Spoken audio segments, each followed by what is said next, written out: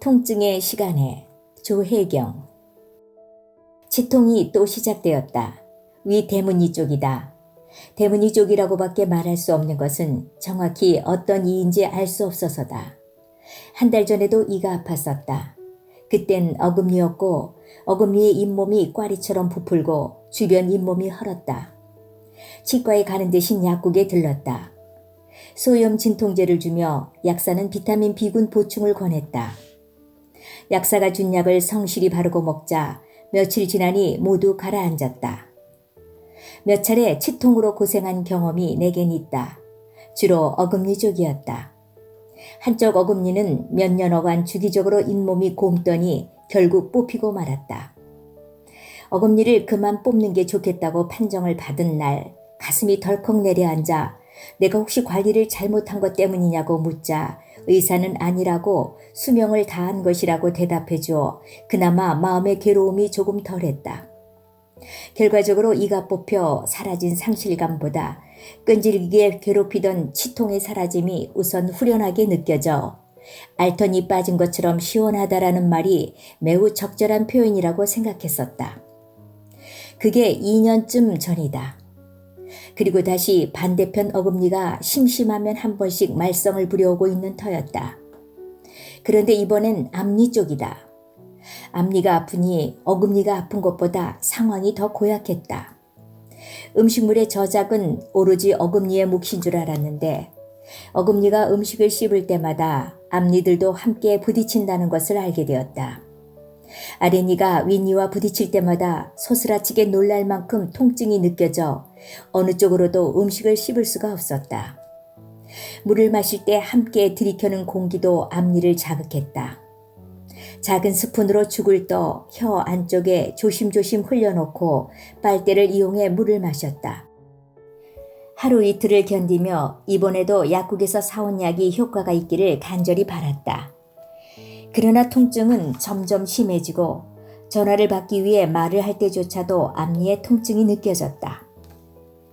음성학을 공부해서 공기의 들고남으로 소리가 가능하다는 것을 많이 알고 있음에도 말을 할 때 입안으로 공기가 드나들고 그 드나드는 바람의 저항을 고스란히 앞니가 받아내고 있다는 사실을 나는 통증으로 새삼 확인했다.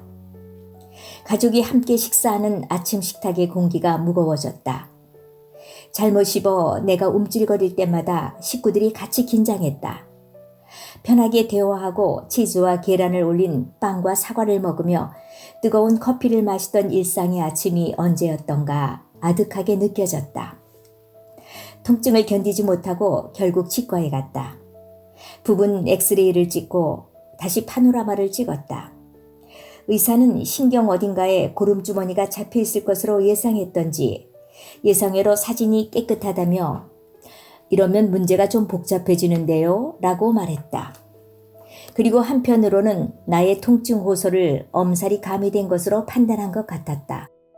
그러기에 스케일링 후 약도 처방해주지 않고 우선 나를 잡아 4-5번에 걸쳐 잇몸 치료를 해보자고 권했다. 지금 너무 아파 견디기 힘든 것은 어떻게 할까요? 라고 내가 묻자 그는 그제야 항생제와 소염 진통제를 처방해 주었다. 집에 돌아온 나는 약을 털어놓고 그대로 침대에 뻗었다. 손가락 하나 까딱하고 싶지 않았다. 꼼짝없이 몇 시간을 누워 생생하게 통증을 느꼈다. 생각이 복잡했다. 이가 내 몸에서 이렇게 큰 비중을 차지했던가? 앞니 한두 개에 이상이 생겼다고 이렇게까지 일상이 무너지는 것일까? 진저리 치는 치과 치료이지만 차라리 어딘가 골마 치료를 해야 한다면 마음이 편할 뻔했는데 잇몸이 부풀지도 헐지도 않아 겉으로도 속으로도 멀쩡한데 바람 한 줄기에도 긴장하는 이 통증은 어디서 비롯된 것일까? 이도저도 아니라면 만병의 원인이라는 그놈의 스트레스? 설마 정신과적인 문제? 그러자 몇 달 전 읽으며 밑줄 그은 문장이 생각났다. 나는 일어나 책을 찾아 펼쳐보았다. 많은 의사가 이런 나의 증상을 신체적 원인이 없는 정신과적 문제로 여기는 것이 억울하고 서러웠지만 그럴 때마다 나는 증거의 부재가 부재의 증거는 아니고 신체적인 원인을 못 찾는 것이지 원인이 없는 것은 아니라고 생각했다. 마음이 흐르는 대로 진화영처. 원인을 찾지 못해 스트레스나 정신적 문제로 돌리는 의사들의 태도에 그녀도 꽤 억울했던 것 같다. 책의 저자는 한국인으로 미국 유명 의과대학의 정신과 교수이며 의사다. 40대에 결혼하고 신혼 6개월 차에 주말부부로 지내던 그녀가 남편에게 가기 위해 장거리 운전을 하던 중 갑자기 등 쪽에서 시작된 근육통으로부터 병이 시작되었단다. 그날 남편 집에 도착하여 겨우 기다시피 집으로 들어간 그녀의 병세는 점점 심해져 몇 개월간 자신의 몸 하나하나가 고장나는 것을 어리둥절하게 지켜보면서 이유도 모른 채 고통받는 나날을 보냈다고 했다. 머리에 전기 충격을 가하는 것 같은 극심한 두통, 장이 끊어지는 듯한 위장의 통증, 매일 밤의 불면과 얼음장같이 차가워지는 피부, 뼈마디를 찌르는 한기, 잠시 앉아있거나 서 있기만 해도 툭툭 떨어지는 혈압, 누워서 지낼 수밖에 없던 날들. 5개월에 걸쳐 12명이 넘는 전문의를 만나고 응급실도 서너 번을 드나들며 받은 온갖 검사에서도 별 이상이 나타나지 않자 대부분의 의사가 정신과적 문제가 아니냐며 정신과 의사인 그녀에게 되물었단다. 결국 밝혀진 그녀의 병명은 기립성 빈맥증후군과 신경매개 저혈압. 그날 그녀는 바이러스나 박테리아에 감염된 것 같다고 했다. 근육통과 오한을 일으킨 감염과 싸우기 위해 몸에서 일어난 면역 반응이 잘못돼 오히려 자신의 몸을 공격하는 자가면역 반응을 일으킬 수 있는데 당시 자가면역 반응이 자신의 자율신경계를 공격했다고 그녀는 판단했다. 자율적인 조율 기능에 심각한 장애가 오면서 오한, 빈맥, 서맥, 저혈압, 어지럼증, 두통, 수면장애, 위장장애 등이 동시에 줄줄이 나타나게 된 것이라고 한다. 자율신경 하나에 이상이 생기자 온몸이 무너져 버린 것이다. 내 고등학교 때 생물을 가르쳐준 선생님은 실력자이셨던 것 같다. 중추신경계와 말초신경계, 말초신경인 자율신경의 교감신경과 부교감신경의 기량작용 같은 용어들이 지금도 그리 낯설게 느껴지지 않으니 말이다. 더운 여름엔 땀을 흘리거나 헐떡여서 추운 겨울엔 몸을 떨거나 움츠려서 체온을 유지하고 물을 많이 마시면 몸의 삼투압을 유지하기 위해 소변량을 늘려 우리 몸의 항상성을 유지해 준다고. 그런데 그런 일을 여러분이 일일이 지시하지 않아도 애쓰지 않아도 몸의 자율신경이 다 알아서 조절해 준다고 목소리를 높이시던 모습이 생각난다. 선생님은 칠판 가득 색색의 분필을 사용하여 신체 기관의 구조를 그리셨다. 물체를 보고 상을 맺는 눈동자의 구조와 그것을 인식하는 뇌의 구조, 포도송이 같던 허파과리, 두 개씩의 심방과 심실로 나뉘어 피를 내보내고 받아들이던 심장, 피를 거르고 소변을 배출하는 신장, 꽈배기처럼 꼬인 모양의 23쌍의 염색체를 가지고 있는 DNA.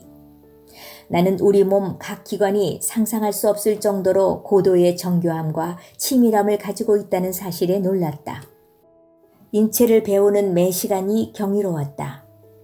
당시도 학교에서는 진화론이 대세였는데 이렇게나 섬세한 구조를 가진 모든 동물이 미생물로부터 진화되었고 인간은 나무에서 내려와 직립보행을 시작한 원숭이로부터 진화되었다는 이론은 허술해도 너무 허술하다는 생각이 들었다.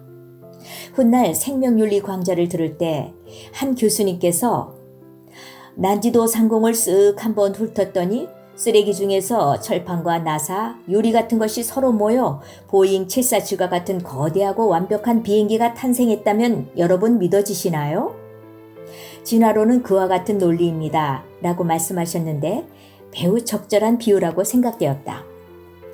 흥미롭게 생물을 공부한 고등학교 이후로 나는 단 한 번도 내 몸속의 기관과 작용에 대해 생각해 본 적이 없다.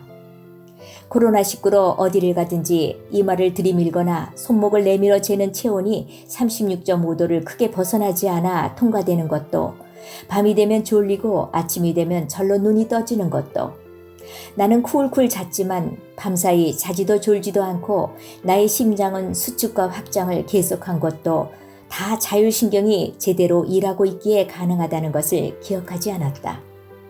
사실 자율신경이라 이름 붙여진 존재 자체를 의식해 본 일이 없다. 어디 자율신경뿐이겠는가? 고장나 불편해지거나 병들기 전까지는 신체의 어느 기관에 대해서도 찬찬히 들여다보고 대견히 여기며 감사해 본 일이 없다. 누구라도 다 그럴 것이다. 치과에 다녀온 이틀 뒤 이비인후과를 찾았다. 6번의 항생제 복용에도 통증이 가라앉지 않고 부비동에 염증이 생겨 이와 턱이 아팠다는 지인의 얘기가 생각나서였다. 친절한 이비인후과 의사는 꼼꼼히 검사를 마친 후 고개를 저었다. 나의 치통이 이비인후과 쪽 원인이 아니라고 하면서도 나의 표정에서 보이는 통증이 안타까운지 조금 더 강력한 항생제를 처방해 주겠다고 말했다. 병원 문을 나서는 마음은 더 심란해졌다. 증거에 부재라는 말이 다시 떠올랐다. 집으로 오는 길에 운중천으로 내려갔다. 내가 좋아하는 산책길이다. 걸으면 골이 흔들리고 동시에 이도 흔들려 그간 며칠 문 밖에 나오지 못했다. 충격을 완화하기 위해 혀로 윗니를 지지하며 나는 조심조심 천천히 익숙한 풍경 속으로 걸어 들어갔다. 4월 말부터 피기 시작한 앙증맞은 페랭이 꽃은 연이어 피고지고를 계속하면서 여전히 손톱 같은 선분홍빛 꽃을 매달고 있었다. 며칠 새 키가 훌쩍 큰 가오라는 연분홍 하양 진분홍 꽃을 일제히 피워 방파르를 울리고 있는 것 같았다.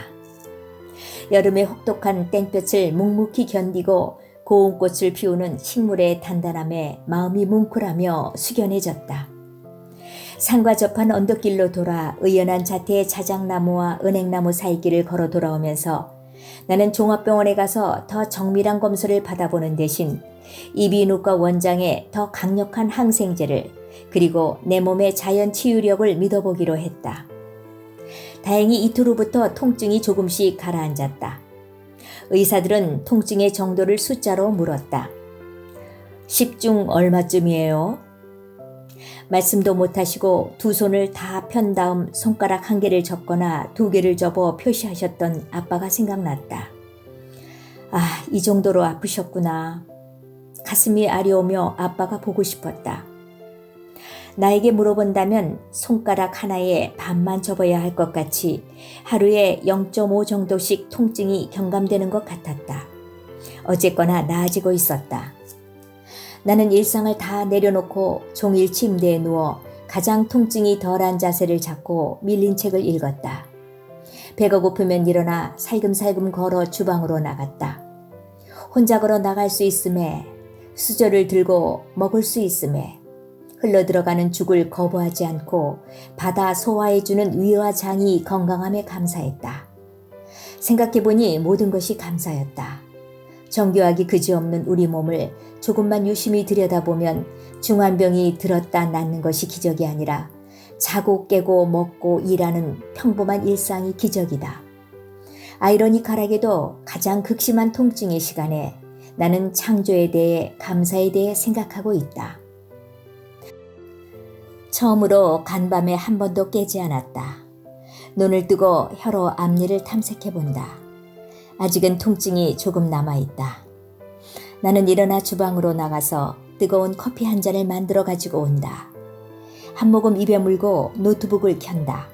암호를 넣자 눈에 익은 바탕화면이 떠오른다. 그리웠던 얼굴처럼 반갑다. 열이틀 만에 돌아온 일상, 축복의 아침이다. 창세로부터 그의 보이지 아니하는 것들, 곧 그의 영원하신 능력과 신성이 그가 만드신 만물에 분명히 보여 알려졌나니 그러므로 그들이 핑계하지 못할지니라. 로마서 1장 20절.